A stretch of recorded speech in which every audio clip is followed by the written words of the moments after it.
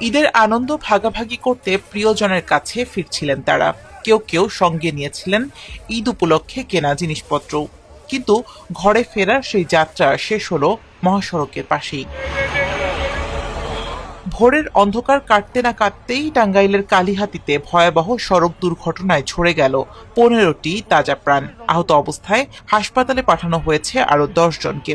25 মে ভোর 4:30টার দিকে ঢাকা টাঙ্গাইল মহাসড়কের সরাতল এলাকায় এই দুর্ঘটনা ঘটে। আহতরা জানান, ঢাকা থেকে উত্তরবঙ্গের দিকে যাচ্ছিল একটি রড বোঝাই ট্রাক।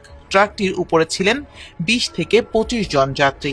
ঈদের আগে অতিরিক্ত ভাড়া আর যানবাহনের সংকট এড়াতে ট্রাকের ওপর যাত্রা করেছিলেন তারা। ভোরে সরাতল এলাকায় পৌঁছলে হঠাৎ নিয়ন্ত্রণ হারিয়ে মহাসড়কের পাশে উল্টে পড়ে ট্রাকটি। মুহূর্তেই চারদিকে ছড়িয়ে পড়ে চিৎকার আর আর্তনাদ। সারা রাত মনে করো আমরা ছিলাম, ভোরবেলা মনে করো ঘুমের একটু না আবহাওয়া লাগে চোখ টুকে চলে আসছে। আর সারাদিন তেমন হকাবি করে মনে করো কালকে গাড়ি তুড়িছি এখানে স্টার লাইন আসে। আমরা অলঙ্কারে চড়ছি, চট্টগ্রাম অলঙ্কারে চড়ছি, যাইতাম রাজশাহী। এই তো আপনার দুর্ঘটনা ঘটছে এখানে এসে। ওপরে তলে ছিল রড, ওপরে ছিল পলিথিন।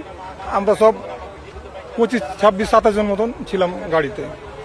এখন 15 জন মারা গেছে, বাদ বাকি সব কেউ জীবিত আছে, কেউ না হাসপাতালে গেছে। এখন যেহেতু গাড়ি জাম আছে, রাস্তাঘাটে জাম, হৃদয়ের সোম, সবাই আশা করে যে বাড়ির যাব, কিন্তু দেখা যাচ্ছে বাস পাচ্ছি না, তখন মনে করেন টাকে চড়তে বাধ্য হচ্ছে।